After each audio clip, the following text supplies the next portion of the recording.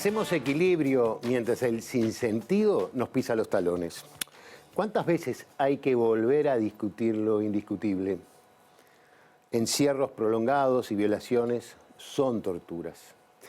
El silencio y la impunidad también. El terror busca paralizarnos. Frente al terror decimos ternura.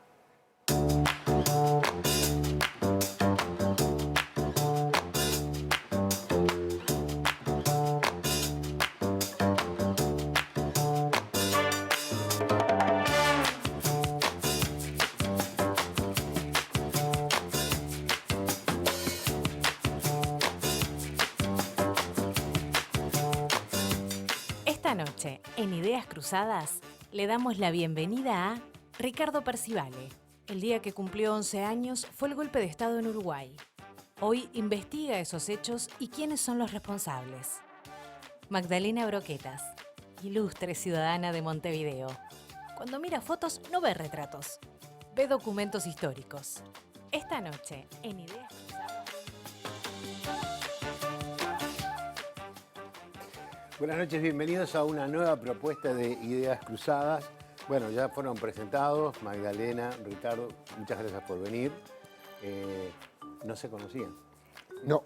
No nos conocíamos personalmente. Personalmente, sí, bueno, sí. Bueno, por supuesto, he tenido mucha noticia uno de otro y compartido espacios, pero no personalmente. Nos ha pasado que a veces invitamos a algunas personas que no tenemos ni idea que se conocen y son, ¿cómo te va? De toda la vida. O, por el contrario, en este caso, donde no se conocían. Pero bueno. Muchísimas gracias por la invitación. Un gustazo estar acá. Le decía a Ricardo antes de empezar, ¿no? Que muchísimas gracias a ustedes, que traen su conocimiento, que traen su calidad humana y que traen su tiempo, ¿no? Que a veces el tiempo probablemente es lo más difícil de conseguir para poder estar acá en el programa. No, para mí fue un gusto desde que me comunicaron y ni que hablar, compartí con Magdalena, que no la conocía, y que bueno, que hoy tuve la oportunidad de conocerla personalmente. Está muy bien. Yo tengo hoy un tema que es el tema central que lo vamos a tratar en algún momento, pero cuando estaba mirando las historias, digo, lo primero que me sorprendí era que habías tenido ese trabajo en el Centro de Fotografía de la Intendencia. Me sorprendí porque no tenía ni idea, por eso, porque he ido al centro, parece maravilloso el trabajo que han hecho, pero no te identifiqué. Y me divirtió mucho el hecho de que no sabés sacar fotografía, o no sabías, o no sacás. Así es. Y cuando desembarqué en el Centro de Fotografía, que no era Centro de Fotografía, era Archivo Fotográfico de Montevideo, estábamos en el atrio, una oficinita chiquita arriba. No sabía ni lo que era una imagen, menos sabía. Pero bueno, sí, empecé ahí como becaria de la Facultad de Humanidades porque había un archivo de fotografías históricas. Empecé junto a Isabel Shebor, y agosto de 2002. Y nuestra tarea era describir, datar, ponerle fecha y asunto a un archivo enorme de fotografías históricas. Bueno, y ahí se abrió toda una aventura que fue mucho más que eso, que después siguió, porque nosotros después concursamos, quedamos como funcionarias, el archivo se transformó en centro, es un lugar maravilloso, es un lugar excepcional en Montevideo, en Uruguay, y te diría en América Latina, el Centro de Fotografía. El centro en sí. El centro en sí, el proyecto del centro, en donde convive la fotografía histórica con la promoción de la fotografía contemporánea, la conciencia de archivo, con la enseñanza. Es un lugar, y es público, ¿no? Y es un lugar que ha revitalizado todo el espacio editorial. Y bueno, y allí aprendimos mucho. Teníamos una formación muy vinculada al documento escrito, y ahí aprendimos a sacar fotografías, a pesar de que mi ojo no es el de una fotógrafa, claramente, y aprendimos a incorporar las representaciones visuales como documentos que hablan de lo social en un sentido general. Es muy interesante el trabajo. Yo he accedido muchas veces, incluso por la web, a buscar fotos y a ver cosas que me resultan muy interesantes. La fotografía es algo que también se usa en tu profesión y en tu trabajo. Sí, sí, es una de las herramientas más dentro de las que utilizamos como pruebas. La fotografía es parte de ella, que ubica lugares, que ubica personas, sí, claro, sin duda que es parte, no la parte esencial, pero una parte importante. Eh, yo cuando pensábamos en el programa, la primera que me salía era, tú sos el fiscal especializado en crímenes de lesa humanidad. ¿Te formaste tú primero y después fuiste fiscal o fuiste a esa fiscalía y a partir de ahí te tuviste que empezar a formarte en estos temas? No, bueno, primero que nada que soy fiscal hace muchos años, Sí, sí. yo hace 33 años que integro la fiscalía y me enorgullezco de eso porque me gusta mucho, siempre me gustó mi trabajo. Pero en lo que es especial con crímenes de lesa humanidad, muchos años antes yo ya tenía una formación en la materia que fue autodidacta, no hay ninguna, en el Uruguay no hay una currícula sobre eso, y me empecé a dedicar porque me gustaba. A mí me gustaban dos temas centrales que en realidad se relacionan, la corrupción y los delitos de lesa humanidad. Y para ambos me preparé, hice algunos cursos en el exterior y bueno, durante muchos años leí jurisprudencia, doctrina extranjera y de a poco me fui metiendo el tema. Y otro tema que está muy relacionado, lo puede decir Magdalena con mucha más propiedad, es todo lo que es el estudio del pasado reciente. Y a mí una de mis grandes pasiones es la historia, y la historia del siglo XX, y más que nada de nuestro país. Entonces, el conocer de nuestra historia me facilitó mucho, a lo que le agregué la experticia de la parte jurídica y la experticia de la investigación, porque yo durante algunos años también fui fiscal de crimen organizado, y no hay más crimen organizado que el terrorismo de Estado. Entonces, esa sumatoria de cosas facilitaron bastante las tareas, más allá de que tengo un equipo muy importante que colabora abiertamente con nuestra función. Hay una frase ahí que la tengo por ahí anotada, que dice, las derechas son más pragmáticas, tienen menos definición ideológica, son menos bulliciosas, se manifiestan en relación, pero tienen un peso en nuestra historia que no hemos entendido bien. Hemos construido una historia de los marcos de memoria de la izquierda. ¿Qué quiere decir eso? Los marcos. Digo, porque Bueno, capaz que también tiene que ver con la forma de... tiene que ver con me parece que estamos empezando a hablar de, Ricardo decía, a mí me interesa la historia del siglo XX, por lo tanto, desde mis dos pasiones, ¿no? La historia, de sus conocimientos sobre derecho, cómo no preguntarnos sobre los crímenes de lesa humanidad. Y me parece que el año pasado hablamos mucho, ¿no? Se hicieron los 50 años del golpe y hablamos mucho, y mucha gente decía, 50 años, ¿no? Como una cosa medio siglo. Y bueno, como decimos siempre, el pasado, el presente, el futuro, siempre están muy ligados, pero a veces verdaderamente cuesta ver que una etapa se cerró y se abrió otra. Y nosotros en muchos sentidos estamos en un mundo muy diferente al de hace 50 años, pero en otros sentidos estamos como muy cerca de esos, de esa dictadura y de esos años previos, y tiene que ver con esto que decías. Salimos de la dictadura, había pasado algo tremendo en Uruguay.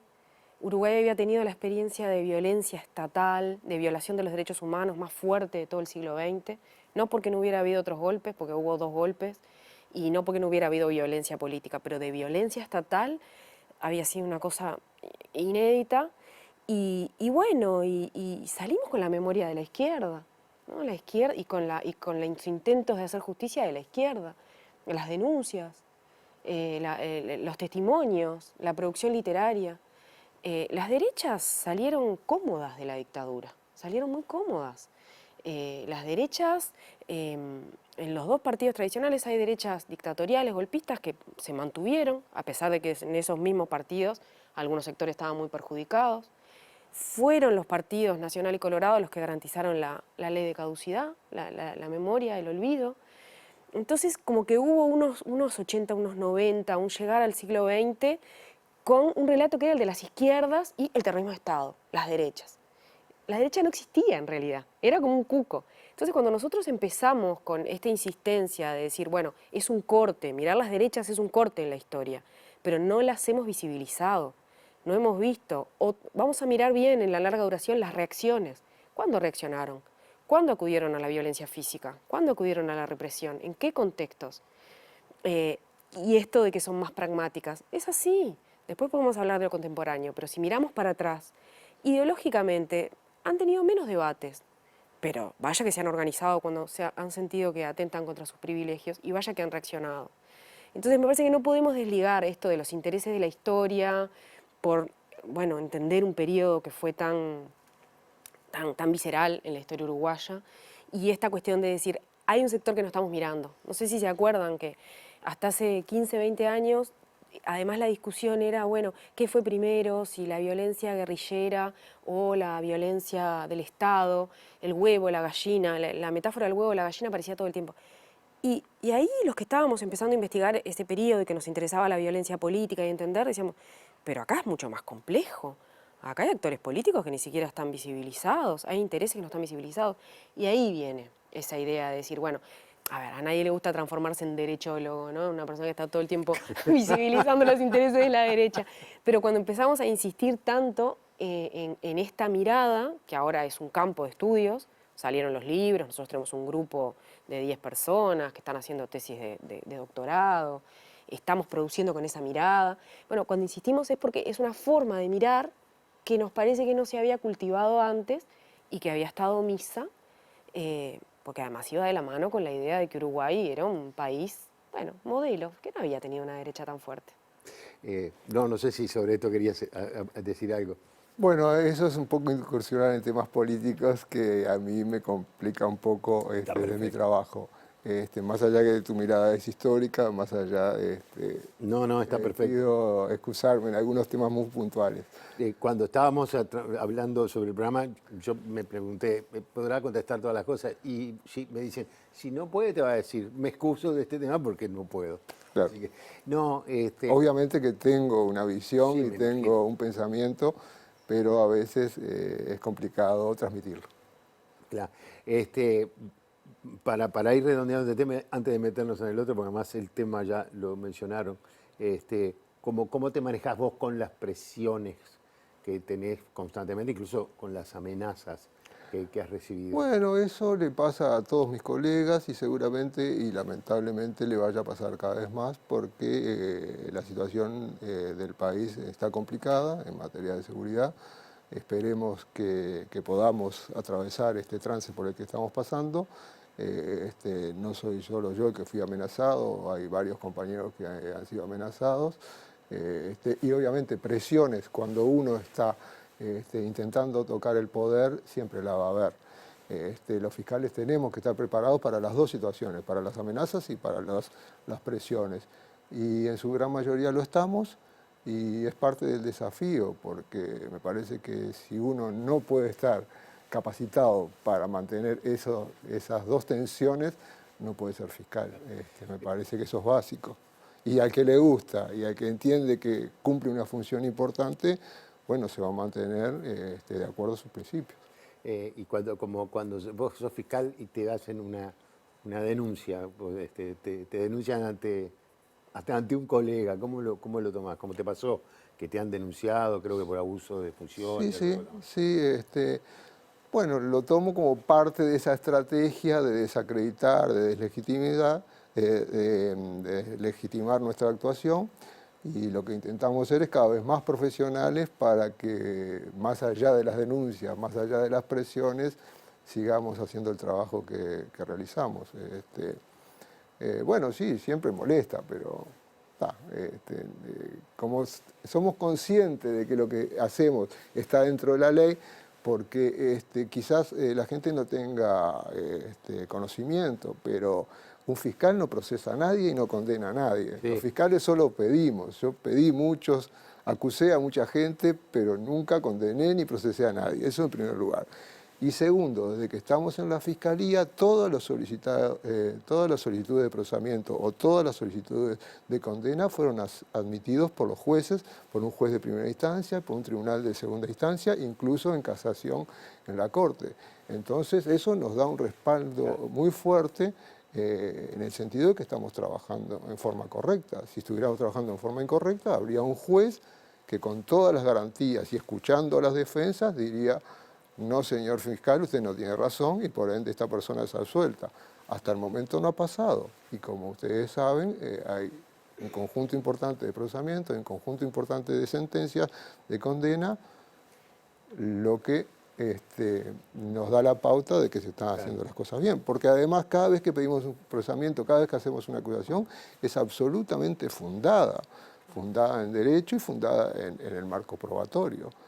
Si no, no lo haríamos. Y también digo que tuvimos que archivar un conjunto importante de causas porque no había pruebas, por distintas razones, en algunos casos porque no estábamos hablando de crímenes de lesa humanidad, por distintas razones. O sea, nosotros siempre cumplimos con dos principios básicos de un fiscal: el principio de objetividad y el principio de legalidad. Objetividad es: si hay pruebas para una acusación se acusa, y si no hay pruebas, o si hay pruebas de descargo, no se acusa a nadie. Y de legalidad es cumplir estrictamente con la ley, y de eso se trata. Lo que pasa es que cuando hablamos del cumplimiento de la ley también incorporamos toda la normativa internacional, que ese sí es un tema discutible, pero que para aquel que protege los derechos humanos, y creemos que desde la Fiscalía Especializada los protegemos, necesariamente tiene que afincarse en el derecho internacional, que es mucho más protectivo en ocasiones que la normativa nacional. De eso creo que tenía más adelante alguna pregunta para hacer. Bueno, volvemos. No, volvemos, sí. Pero me salgo de la vaina por preguntarte de esto, que no está en el libreto y que Azul me va a criticar después. Hay en el Uruguay una cosa que a nadie le gusta que le digan que es de derecha, ¿no? Desde luego, no solo en Uruguay, pero eso está cambiando. Eso está cambiando, miremos la región. En general, la identidad de derecha era una identidad vergonzante. Ahí se decía derecha, se podía decir conservador, se podía decir liberal. La gente no decía yo soy de derecha. Eso está cambiando. Y me parece que nos debe convocar a los que pensamos en estos Porque a mí temas. me da esa sensación de que... En el Uruguay más que en otros lugares. Puede ser. En el Yo soy de Uruguay izquierda, más. En el Uruguay más porque además Uruguay tiene un relato sobre su identidad colectiva, sobre su pasado, que por momentos es un poco autocomplaciente. Entonces esta idea de decir, bueno, de derecha no, en todo caso de centro, en todo caso. Pero bueno, hay que ver, hay que separar un poco la paja del trigo.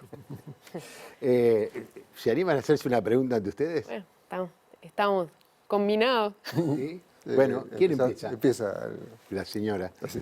Bueno, yo lo que capaz que es un poco autorreferencial, pero en realidad me parece que nos une y nos da la pauta nos da una pauta como para seguir hablando.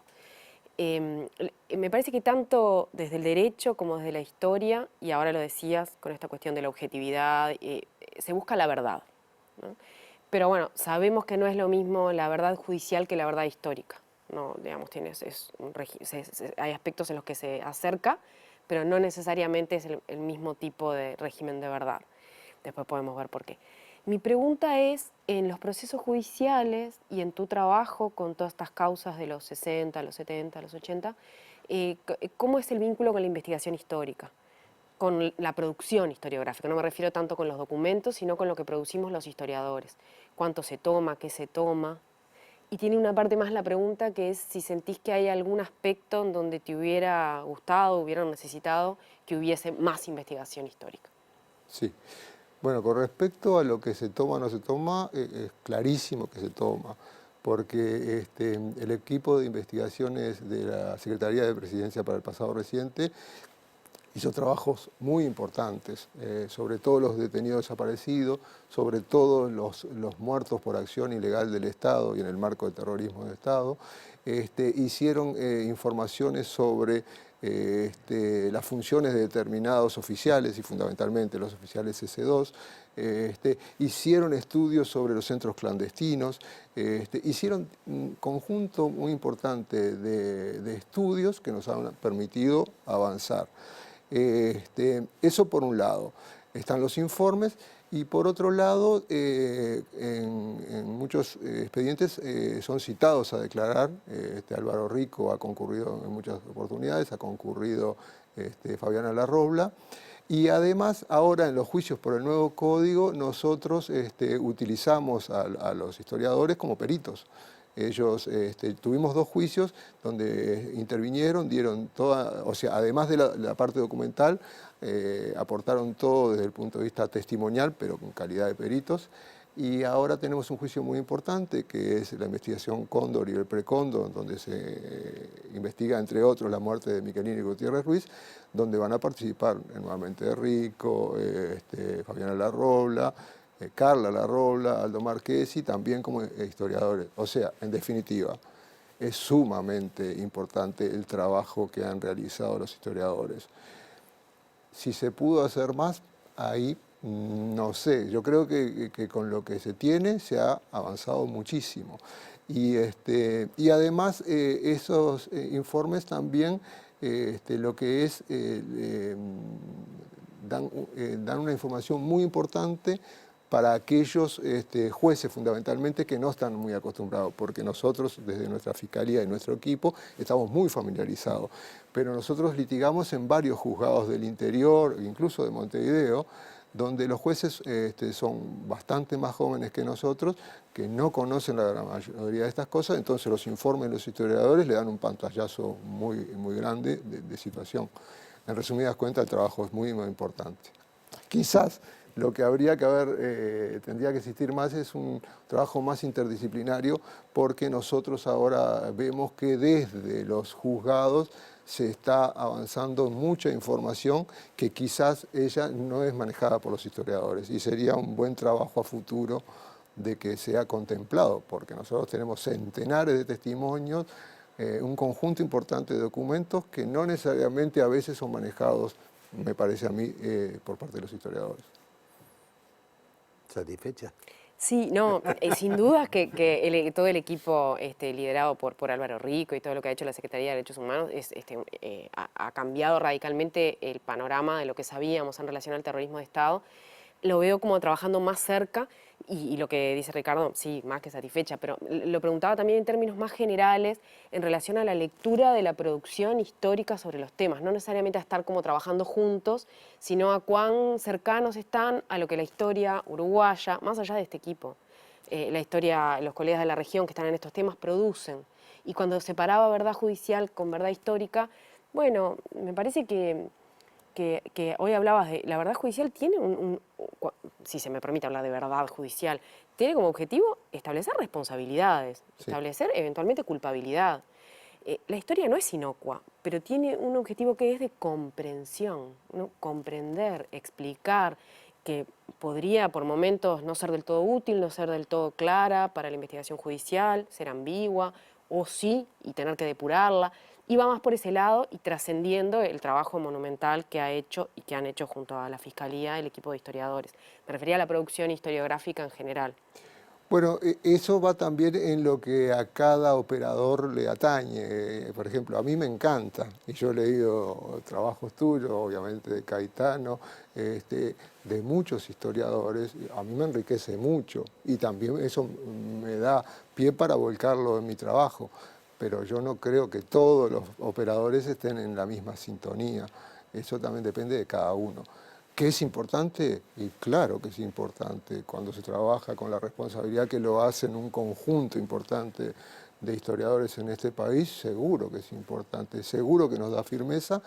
Y además esa firmeza muchas veces después en los expedientes nosotros la constatamos por distintos mecanismos, que eso también es una cosa llamativo y que te gratifica en definitiva, porque unís una cosa con otra. Esta mirada llegó a este punto y nosotros por otro lado también llegamos al mismo punto. Nos reafirma mucho más en lo que hacemos. Pero sin duda, el trabajo, me parece que, claro, yo soy una persona que me gusta mucho la historia, entonces reivindico el trabajo de los historiadores y leo mucho de nuestro pasado reciente y es muy enriquecedor. Bueno, yo les voy a pedir para hacer una pausa y tu pregunta queda para el próximo bloque. Y allí también vamos a hablar de algo que ya lo mencionaron un par de veces, que fue el tema del terrorismo de Estado, que en el fondo es el centro de la idea de la conversación, entender un poco y ver qué es lo que está pasando con respecto a el término en la educación, etcétera, etcétera. Hacemos una breve pausa y ya seguimos. Correcto.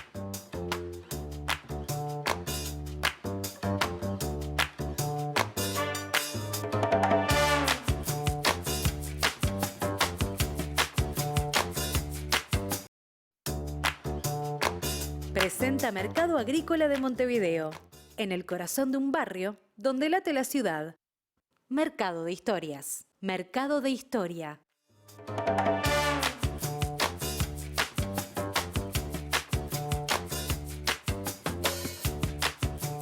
Seguimos conversando con Magdalena Broquetas y Ricardo Percivale. Correspondía ahora que tú le hicieras la pregunta a ella, mientras yo le sirvo. Bueno, ella algo habló, yo tenía varias preguntas pensadas, una era también en parte esa, cómo es el trabajo de ellos, cómo es la metodología, porque nosotros tenemos una metodología de trabajo que está preestablecida en un código de procedimiento penal, y con eso nos tenemos que manejar. Pero también mi pregunta era, como ustedes hicieron ese trabajo tan brillante con Caetano sobre las derechas, que era lo que tú planteabas, que deja expuesto determinadas situaciones, si no había como una especie de campo, si era necesario hacer un trabajo sobre el centro político del país, porque desde la izquierda hay bastante literatura. Quizás está un poco dispersa, ¿no? Quizás habría también que hacer una coordinación como llegaron a hacer ustedes, y si es necesario, si hay materia como para hacer, porque pienso en determinadas figuras que no se pueden catalogar ni en un lado ni en otro, ¿no? Pienso en un Wilson Ferreira, en Amílcar Vasconcellos, en Flores Mora. ¿Entendés la pregunta por dónde va? Sí, y es bien interesante porque los centros son fundamentales en la historia y son históricos. Bueno, y el Uruguay se caracteriza mucho por el centro. No, primero lo de la metodología. A ver, quizás sea un lugar común, pero cuando hacemos investigación histórica, primero que tenemos que saber qué hay y qué no hay. O sea, nosotros siempre estamos en diálogo con literatura previa, ¿no? Con otros libros de historia, con quienes investigaron antes que nosotros. Pero entonces lo importante son las preguntas. Y las preguntas tienen que ser factibles, plausibles desde el punto de vista histórico. O sea, yo no puedo hacer preguntas hipotéticas, ¿no? Es una pregunta para la historia, no podría ser ¿qué hubiera pasado si Gestido no hubiera muerto? Eso no es una pregunta históricamente válida, ¿no? Estoy poniendo un ejemplo muy burdo, Sí, pero digo, pero las preguntas. es un Entonces, ejemplo sobre la importante. base de las preguntas, la riqueza, la originalidad, lo novedoso, la revisión que pueda haber en esas preguntas, es que nosotros vamos a pensar en qué documentos vamos a necesitar. El documento no es documento en tanto tal, cualquier cosa puede ser documento para la historia. Los diarios, la documentación del Parlamento, las fotografías, cartas personales, los objetos. Los documentos, las fuentes son fuentes porque les damos ese estatus, ¿no? Entonces, ahí también hay mucho de tener imaginación y de pensar, bueno, si yo estoy ante este tema, ¿con qué documentación le voy a responder? ¿Por qué insisto tanto en la documentación? Porque, bueno, a veces el público no lo ve, pero siempre en una investigación histórica, que en definitiva es ciencia social, ciencia humana, que se basa en la empiria, es decir, hay una hipótesis, hay preguntas, y después sobre la base de la interpretación de la documentación se dirá, sí, esto era así, o se dirá, no, acá surgieron cosas que no estaban contempladas. Siempre hay notas al pie, ¿no? Siempre hay, no hay, o sea, hay más o menos talento, más o menos capacidad en la narrativa, de ser más o menos atractivo, pero no podemos decir nada, digamos, no tenemos un régimen como el literario. Sí tenemos que tratar de escribir bien para ser, Claro, para que para ser interesantes, para no aburrir, pero no podemos inventar nada. Si inferimos, tenemos que decir que estamos infiriendo. Entonces ahí en la metodología hay una metodología científica de las ciencias sociales, de las ciencias humanas, en donde hay preguntas, hay documentos, hay un desarrollo y tiene que haber luego un recoger qué pasó allí. Y yo decía, es diferente a la verdad judicial, porque tiene que haber un intento, incluso si estamos ante los temas que más rechazo personal nos provoquen o más distancia ideológica nos provoquen, tiene que haber un intento de comprender y de explicar. La explicación, y ahí por eso la narración también es tan importante, es clave, ¿no? Entonces, en cuanto al método, me parece que hay mucho que rodea a esa circunstancia. ¿no? Que va a tratar de explicar. Y habías hecho otra pregunta que me fue Sobre el centro. Sobre el centro. Bueno, y esto de mirar a las derechas, yo insisto mucho en que es una forma de mirar la historia política en un sentido amplio. Si yo estoy mirando a las derechas, estoy mirando a las izquierdas y estoy mirando a los centros. No existe una historia que está focalizada solo en las derechas porque no es un diálogo de sordos. Ahora, y además es, como decimos siempre, un concepto que es histórico, no es la misma derecha o no se consideran igualmente derecha en los 20 que en los 50, que en los 70. Lo mismo pasa con las izquierdas y lo mismo pasa con los centros. En la medida en que los sectores sociales se van corriendo más a la derecha o más hacia la izquierda, los centros se corren también. Y en los contextos de polarización, los centros se difuminan, ¿no? Lo que vemos en los 60, hasta mediados de los 60, hasta el 66, 67, hay un centro político. Después no, empieza cada vez más difícil hacer un centro político. Podrías decirme, bueno, no ubicaría a Wilson en la izquierda. Bueno, habría que ver si no podemos hablar de un sector de izquierda dentro del Partido Nacional, ¿no? Por lo menos una moderación, propuestas que eran compartidas por el campo de las izquierdas. Sería maravilloso hacer una historia de los centros. Claro que habría material, porque es una forma de mirar.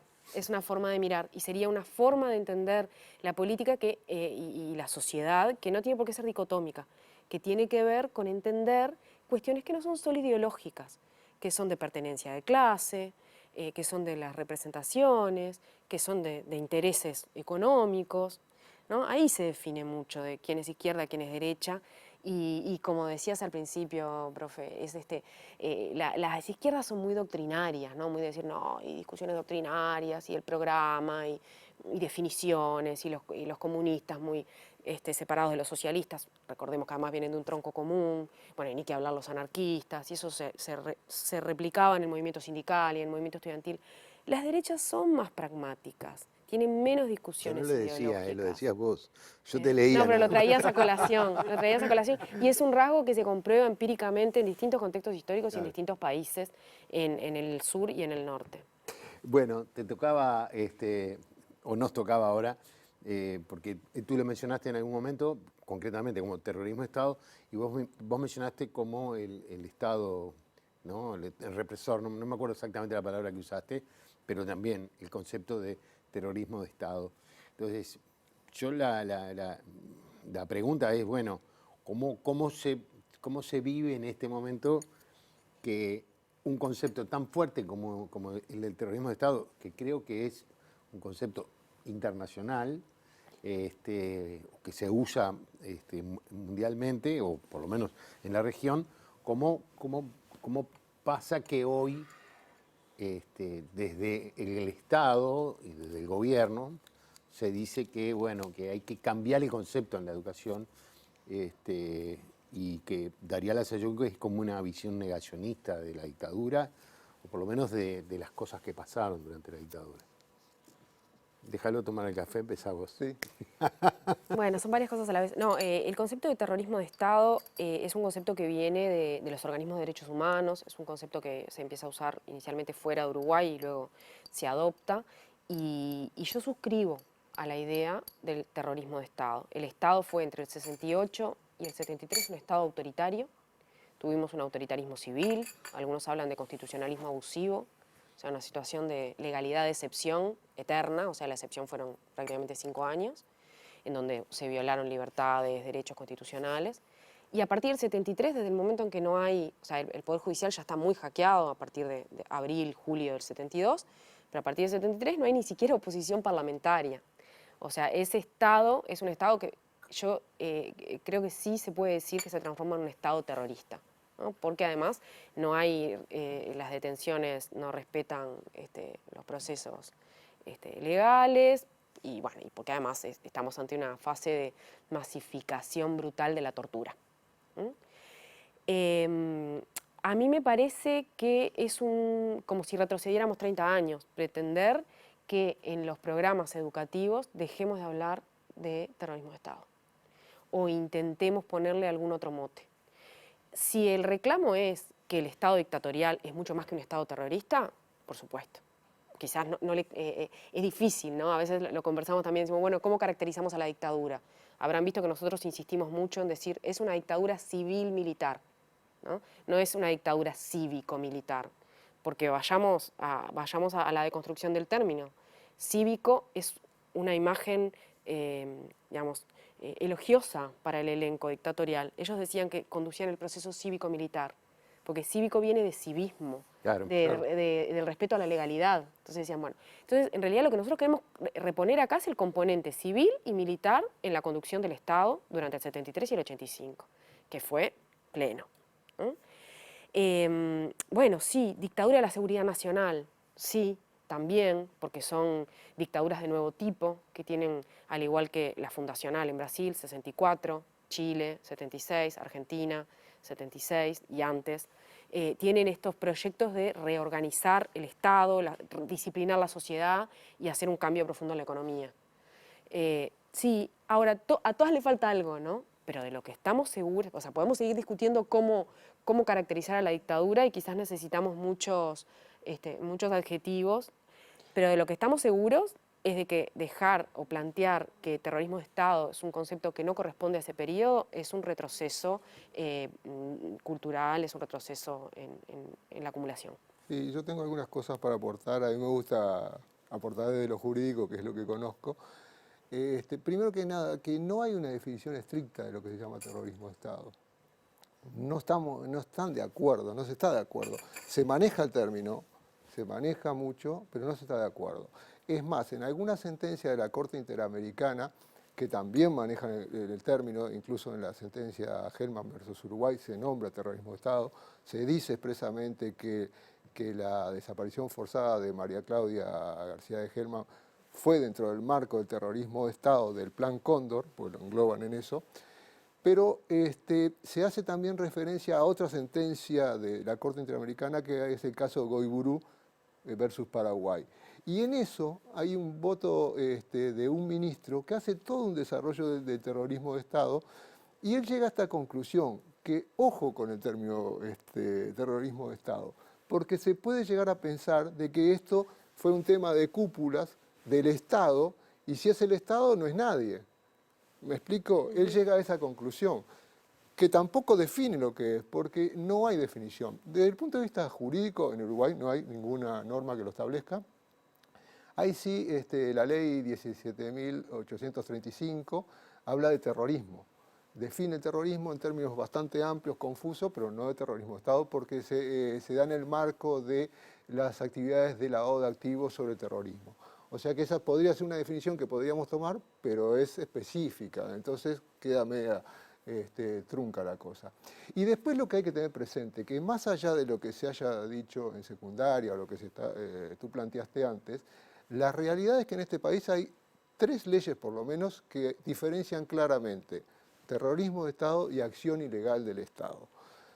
Cuando se aprobó la ley 18.596, que es de reparación a las víctimas de las graves violaciones a los derechos humanos acá decías en el Uruguay, se diferencia claramente entre el 13 de junio del 68 al 26 de junio del 73, que ahí se dice que es la actuación ilegal del Estado. Y después claramente entre el 27 de junio del 73 y el 85 se habla claramente de terrorismo de Estado. Eso se repite en la ley 19.822, que es la que le transfiere a la Institución Nacional de Derechos Humanos la búsqueda administrativa de los restos de detenidos desaparecidos, que también diferencia los detenidos desaparecidos en el marco de la actuación ilegítima del Estado y del terrorismo de Estado, y también se diferencia claramente en la ley de sitios de memoria, en la 19.641. Ahí también se establece que en determinados lugares se expondrán placas, se pondrán marcas de la memoria, diferenciando claramente eso. Entonces, hay leyes en este país que hablan específicamente del terrorismo de Estado. Y más allá de que no haya una definición, y que no podamos tener una definición, lo que tiene que quedar claro en este momento, y desde hace mucho tiempo, y ya debería estar muy claro, es que acá hubo un plan sistemático de persecución a los opositores. Y esto no fue contra la guerrilla, fue contra los opositores al régimen. Aquí murieron personas del Partido Nacional, murieron personas de los partidos del PDC, bajo tortura estoy hablando, ¿no? No estoy hablando de que murieron por obra Sí, está de claro. Pino. Está claro. Murieron personas por el doctor Roslik, por el solo hecho de haber estudiado en la Unión Soviética, porque él no tenía ningún vínculo con el Partido Comunista. O sea, el maestro Julio Castro murió por tortura y ejecutado, y era un pedagogo reconocido a nivel internacional. O sea, se habla de unos 15.000 presos políticos. La enorme mayoría, o el 100%, fueron torturados. Fueron primero privados ilegítimamente de su libertad, porque no hubo orden de detención, eran en la casa sin allanamiento, con toda la violación de las garantías. Segundo, porque fueron sometidos a picana, a submarino, a caballete, a golpizas. Y entonces, si eso no es considerado terrorismo de Estado, bueno, no sé de qué estamos hablando. Además de esto, sabemos todos que hay 197 personas desaparecidas, 201 personas muertas por acción ilegal del Estado, y esto ocurrió en esos años. Y la propia educación, las investigaciones que se están haciendo ahora sobre lo que fue, lo sabemos por los testimonios, pero lo que fue secundaria en dictadura, o sea, el nivel de depuración, de intromisión en las vidas personales de los docentes que formaban parte de partidos que además en la época eran legales, como vos decís. Claro. Entonces, claro. Que perdieron sus trabajos, que recibieron el estigma social. Sí, Es las decir, es categorías mucho A, B más. y C. Entonces, intentar rebajar aquello, más allá de que podamos seguir discutiendo, pues me parece más que interesante esto de decir, bueno, más allá de que no haya una definición consensuada, tenemos elementos para, por lo menos, historizar por qué empezamos a hablar de terrorismo de Estado. Querer bajar eso es por lo menos sospechoso. Y otra cosa que también se me pasó. Acá no actuaron solo algunas fuerzas del Estado. Primero, todas las fuerzas armadas y policiales actuaron en la represión. Y segundo, los ministerios actuaron, y fundamentalmente el Ministerio de Relaciones Exteriores, porque durante la dictadura se hacían denuncias ante los organismos internacionales y respondía el Ministerio de Relaciones Exteriores diciendo siempre que acá no pasó nada. Eso es parte del Estado. La Cancillería es uno de los ejes centrales del Estado. Y entonces, si la Cancillería daba esas respuestas, es porque evidentemente era una política de Estado. Muy bien. ¿Y por qué lo quieren? ¿Por qué rebajarlo a suspensión y avasallamiento de las garantías constitucionales de los ciudadanos? Bueno, Porque en realidad cuando estamos hablando de esto, no tiene una... Pero es que esto hay que enmarcarlo, ¿no? Digamos, esto hay que enmarcarlo en algo que hemos escuchado en estos últimos años. Lo hemos escuchado desde autoridades de la educación, ¿no? En distintos niveles, que tiene que ver con esta idea de que están dando una especie de batalla cultural, ¿no? Donde, como lo que estaban diciendo los docentes antes, o el estado del conocimiento estaba sesgado, o estaba demasiado influenciado por concepciones de las izquierdas, porque no se entiende, sino, digamos, Claro. si me permite la expresión, la mezquindad de transformar un término que es un término que tiene relativo consenso. En nuestra vecina orilla es peor porque estamos al nivel del negacionismo, acá se lo está poniendo en cuestión, en algo que en definitiva es a lo que remite, ¿no?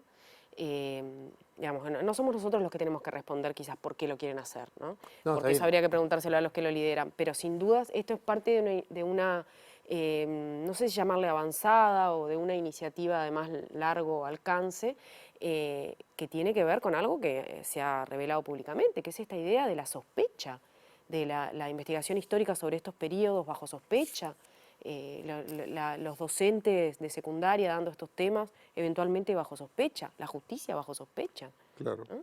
Eso no puede quedar desligado de esta discusión. Esta discusión no es de tecnicismos. Bueno, muy bien. Creo que por lo menos yo me he quedado entendido bastante bien y claro, uno que está por fuera totalmente, que vos relates que hay 3 leyes concretamente que hablan de terrorismo de Estado.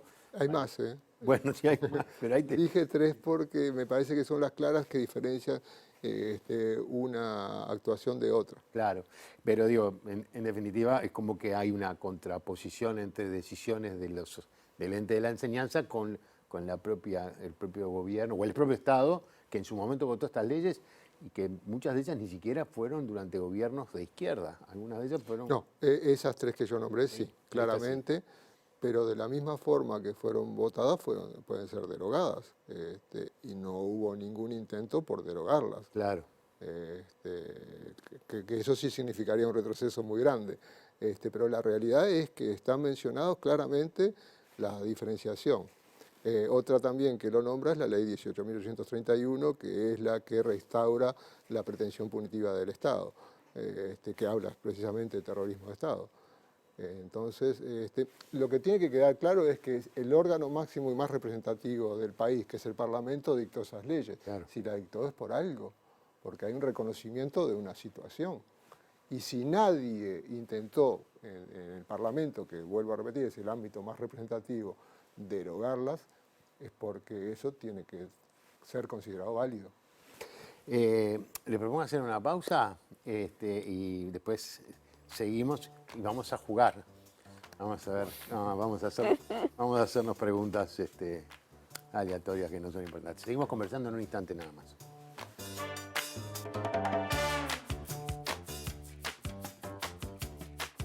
Presentó Mercado Agrícola de Montevideo, en el corazón de un barrio donde late la ciudad. Mercado de Historias. Mercado de Historia.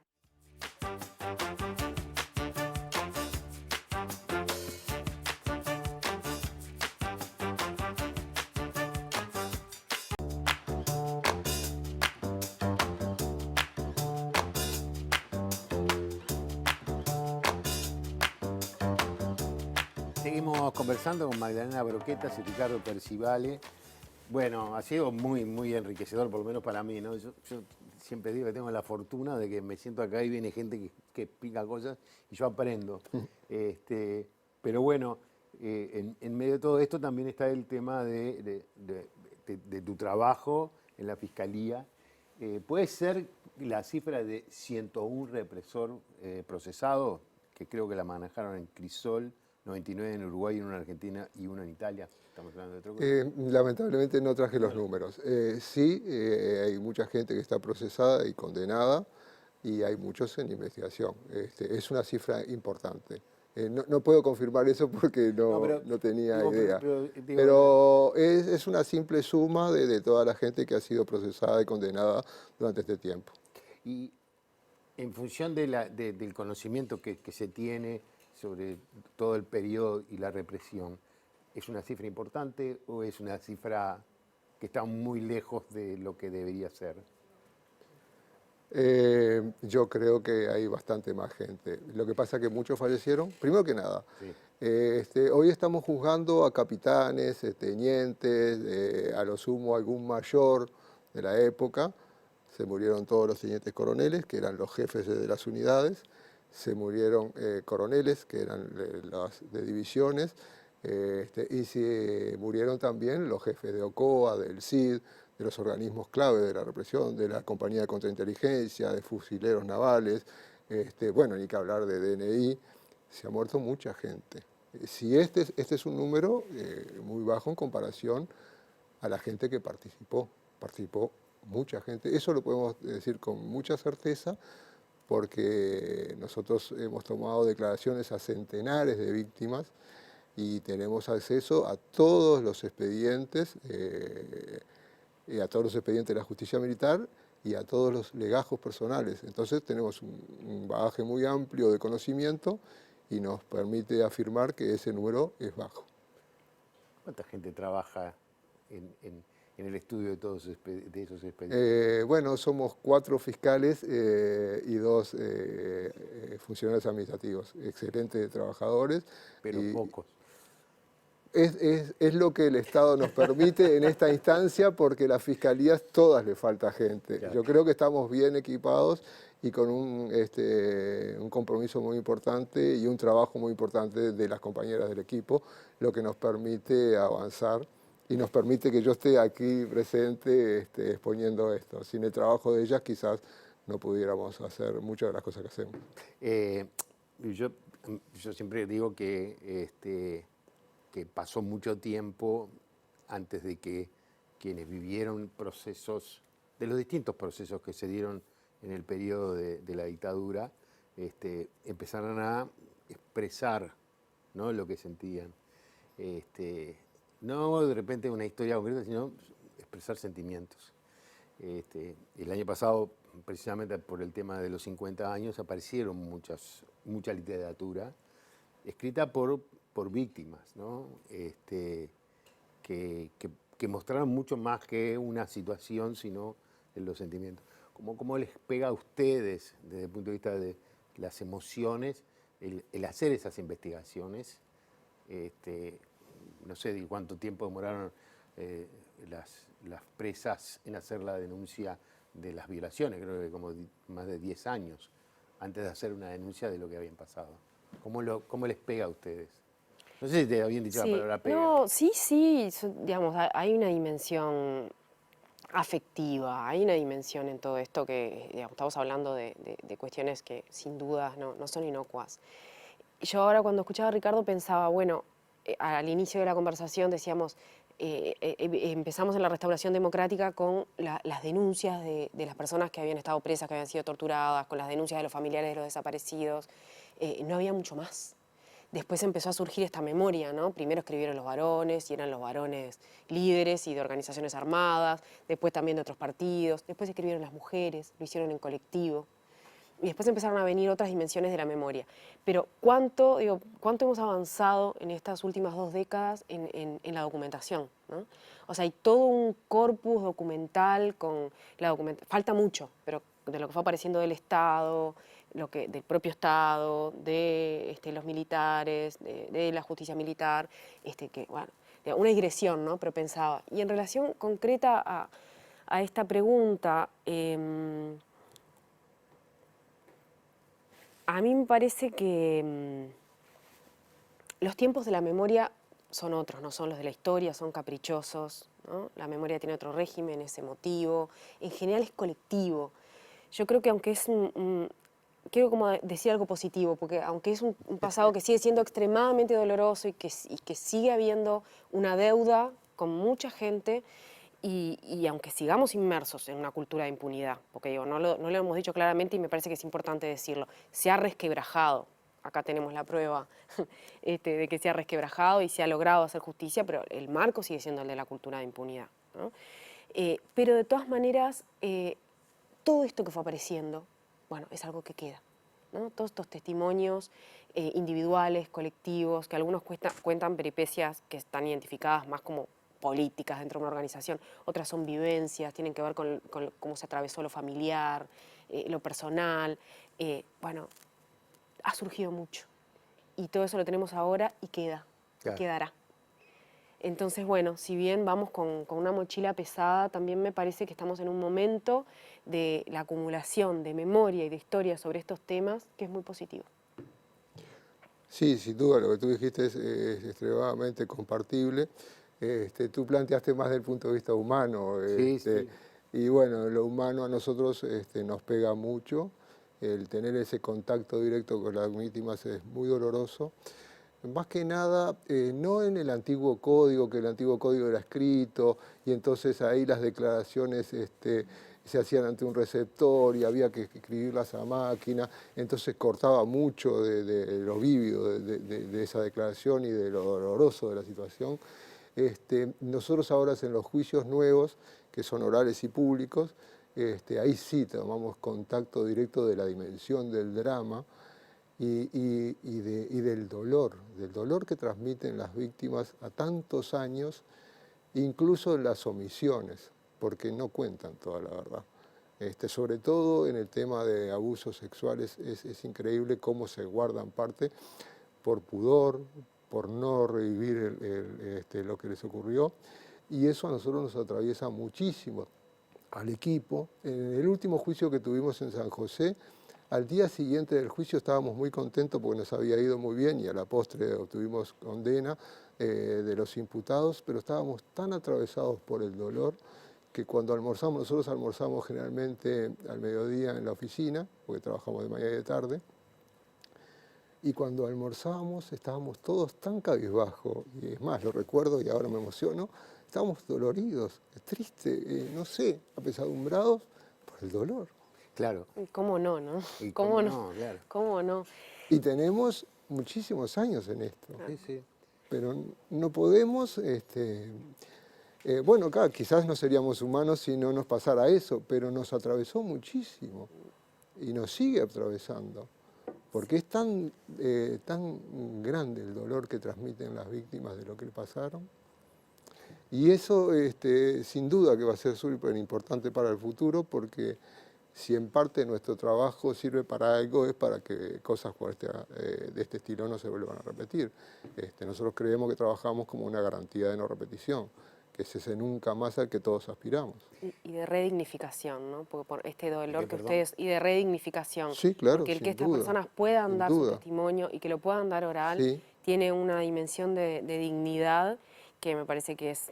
Sí, y yo creo impresionante. que también el Estado ha avanzado mucho, y capaz que me pongo muy camisetero con la Fiscalía, pero la Fiscalía concurre a los juicios con la unidad de víctimas y testigos, que a su vez las continentan a las víctimas para que declaren de la mejor forma posible. Y eso era impensable hace unos años, hace pocos años. Antes se enfrentaban con la hostilidad de ir a un juzgado a tener que revivir lo pasado frente a un funcionario o jueces o fiscales que, bueno, con más o menos empatía. Hoy no, hoy hay una empatía muy grande, hay un compromiso importante desde la Fiscalía y hay un acompañamiento de la unidad de víctimas que hace todo un trabajo de contención que es sumamente importante y reconocible. Muy bien. Muchas gracias. No, iba a decir algo, pero creo que ya no vale la pena que agregue nada, porque ya lo dijeron todo. Vamos a jugar, ¿les parece Bueno. bien? No es un juego, esto es... Acá abajo hay unas preguntas que son aleatorias, como dicen. Y nada, simplemente para distendernos un rato, porque este es un tema doloroso, ¿está? Yo siempre trato de contar que yo estuve exiliado, ¿sí? Y a mí me costó mucho tiempo poder hablar con naturalidad. Y no me pasó nada, ¿no? No estuve ni preso, ni torturado, ni viví toda esa pesadilla. Pero también eso, es decir, yo creo que a todos les costó en algún momento poder expresar con naturalidad las cosas que les pasaron y las cosas que hicieron.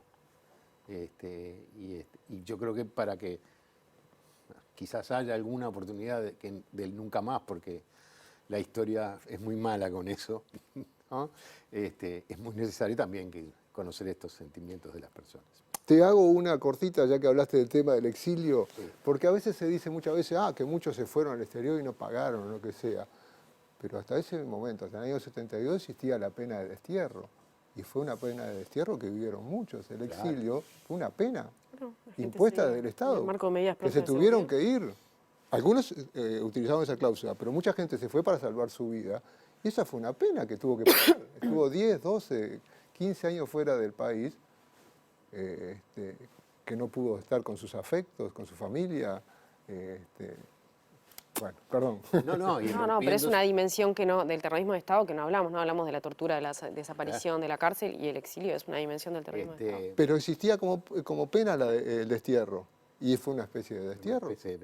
Sin juicio previo. Sin juicio previo, como decía Benedetti en la novela, ¿no? De la primavera. Claro, Quina claro. Reutemann, el partir la vida y tener dos pérdidas, ¿no? La primera cuando te fuiste y la segunda cuando te volviste. Claro.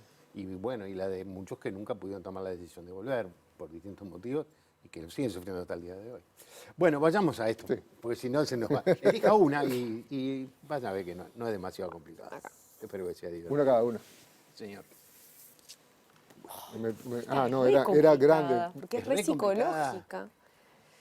Bueno, ¿qué dice? A ver. Que no sé, ¿tenés alguna idea fija? La historia, por ejemplo. Sí, no sé si tengo una idea fija, quizás tengo un montón de ideas fijas.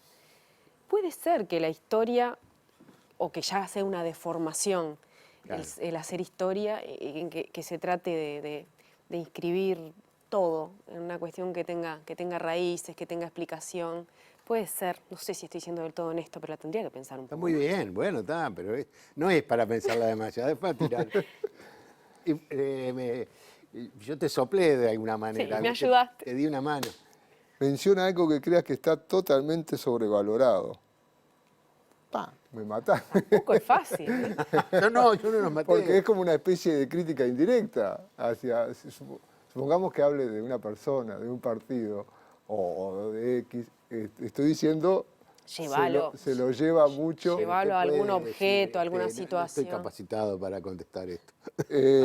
Sí, Los dos fallamos, tenemos que sacar fallamos, sí. otra. Tendríamos que sacar otra, que sí, sacar porque implicaría una crítica encubierta que no me gustaría hacer, Está muy por lo bien. menos en público. Mirá que hay otras peores, ¿eh? ¿Hay peores? No, hay peores, sí, hay peores. Bueno, capaz que tenemos suerte en la segunda. Hay unas que sacan, que han sacado mucho. Hagan la prueba, a ver. Vamos a ver, vamos a ver. Y si es peor, la dejamos. Y si es no peor, la la respondemos. dejamos. Esta es buena. No es Ah, peor. bueno. Esta me gustó más. ¿No fue Esta- mejor? esta sí. Bueno, Bueno, muy bien. tuvimos suerte. ¿Cuál es esa? ¿Cuál sería el título de tu autobiografía? Bueno, el aportar en parte en la verdad, la justicia y el nunca más. Mirá, está muy bien.